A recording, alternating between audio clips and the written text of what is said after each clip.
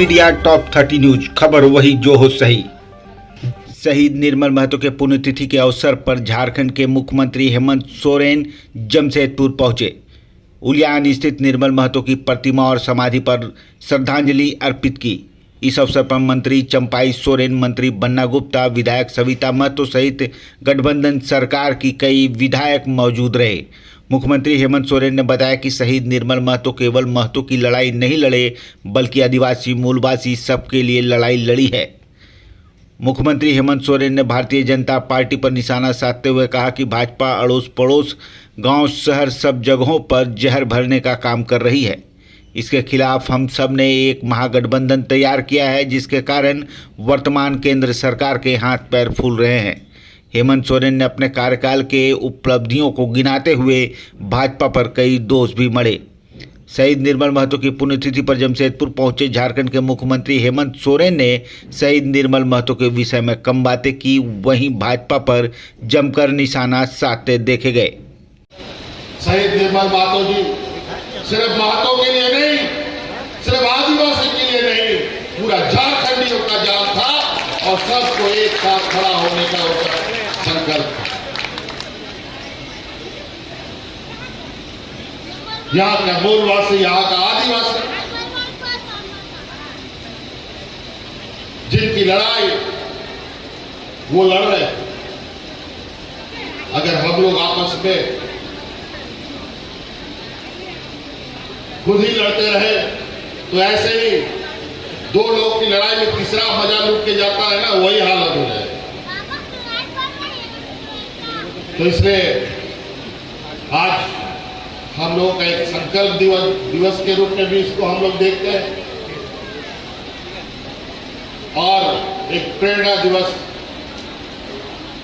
जिसको लेकर हम लोग अपने आने वाले पीढ़ी को और इस राज्य को ये बताने का काम करते हैं कि इस राज्य का जन्म और राज्यों के जैसा नहीं है।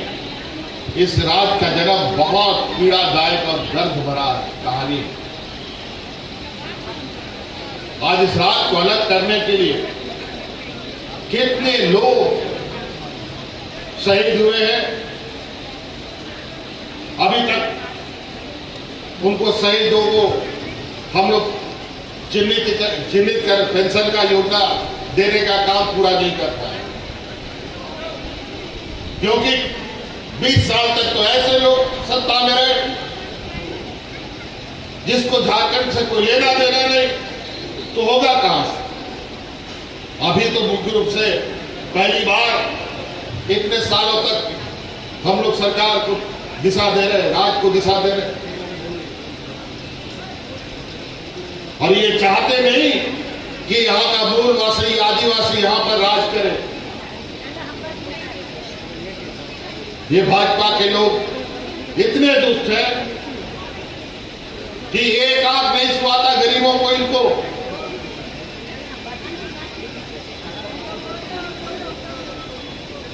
आज इसीलिए इनको बहुत तकलीफ है कि यहां का मूलवासी आदिवासी अपने पैरों पर खड़ा होगा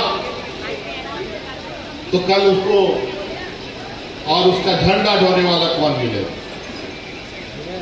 आज इसीलिए लोग कहते हैं देश के बारे में कि देश को मजबूत बनाना है तो राज्यों को मजबूत होना पड़ेगा, लेकिन मैं कहता हूं कि राज्य तभी मजबूत होगा जब हमारा गांव मजबूत होगा, हमारा मूलवासी, हमारा आदिवासी मजबूत होगा।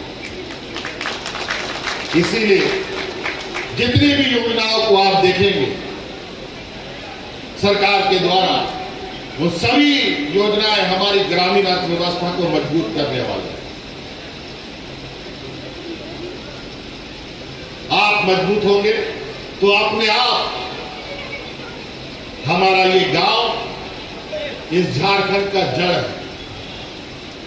अगर जड़ मजबूत रहेगा तो झारखंड को कोई हिला भी नहीं सकता है और झारखंड मुक्ति मोर्चा को भी कोई नहीं हिला। तो इसलिए बहुत सारी चीजें हैं, स्वरोजगार को लेकर के कई योजना है। अभी और हजारों की संख्या में वैकेंसी निकलेगी जो जहां हमारे बच्चे अपना किस्मत आजमा करके नौकरी लेंगे। 20 सालों में इतना बड़ा वैकेंसी कभी नहीं निकला, कभी नियुक्ति नहीं हुई। इससे पहले नौजवानों को दर दर भटकने के लिए मजबूर होना पड़ा। किसी का उम्र पार हो गया, किसी का समय खत्म हो गया। आज हम लोगों ने इतने बड़े पैमाने पे वैकेंसी निकाली है और उस वैकेंसी में कोई गड़बड़ी ना हो, तो उसके लिए भी हम लोग इतना कड़ा कानून लेके आए हैं कि इस बार इस परीक्षाओं में जो क्वेश्चन पेपर वगैरह लीक करेगा और जो चीटिंग वीटिंग करेगा वो सीधे जेल का हवाला हो जाएगा। चाहे वो किसी का बच्चा हो, कोई भी व्यक्ति हो, कोई भी संस्था हो, सभी जेल जाएंगे। लेकिन जब हम ये कानून लेके आते तो हमारे विपक्ष के लोग जो अभी हम लोग के बाहर, सत्ता के बाहर है, इन लोग उसका विरोध करता है। ये लोग चोरी करवाने के पक्ष में रहता है, क्योंकि विगत 20 सालों में तो कई तो अपने रिश्तेदारों को उन लोगों ने सरकारी नौकरी में घुसा दिया। आगे भी यही चाहते थे, लेकिन अब ऐसा नहीं हो। जो गठरी यहाँ के लोगों के लिए, आम लोगों के लिए सरकार बनाती है, पूर्व में वो गठरी को इन लोग बंदर बांट करके अपना जेब भरने का काम करते थे, लेकिन आज उन गठरियों को हम पंचायतों में पहुंचा करके खोल करके गरीबों में बांटने का काम कर रहे हैं।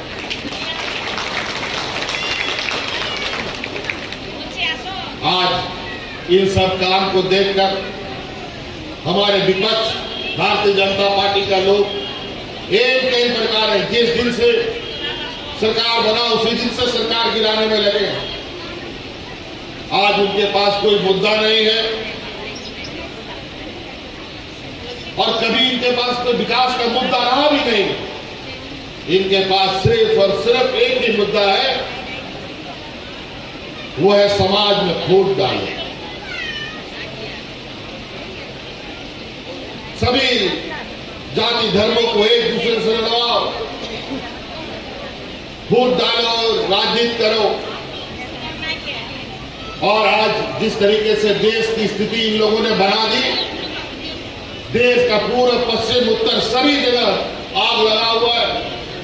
मणिपुर की कहानी आपको मालूम है।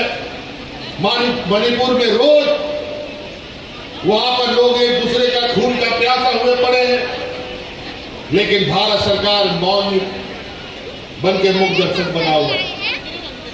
सुप्रीम कोर्ट तक को संज्ञान लेना पड़ता है।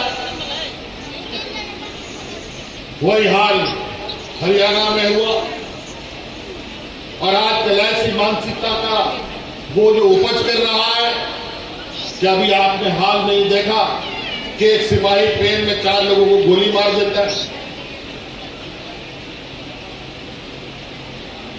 सबके मन में जो है, आज पता चलेगा कुछ दिन के बाद हम जिस अड़ोस पड़ोस में भाईचारा के साथ रहते थे, उस अड़ोस पड़ोस वाले लोगों को दुश्मन किस नजर से देख रहे हैं। आज इसी हालात को बदलने के लिए हम लोगों ने पूरे भारत के पैमाने पर एक नया महागठबंधन का तैयारी किया है, जिसका नाम हम लोगों ने इंडिया रखा है।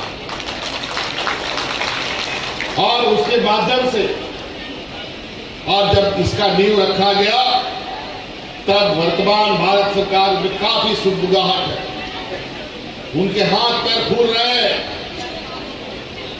तो इन प्रकार जो देश के प्रभावित करने वाले नेता हैं, उनको परेशान करने में लगे।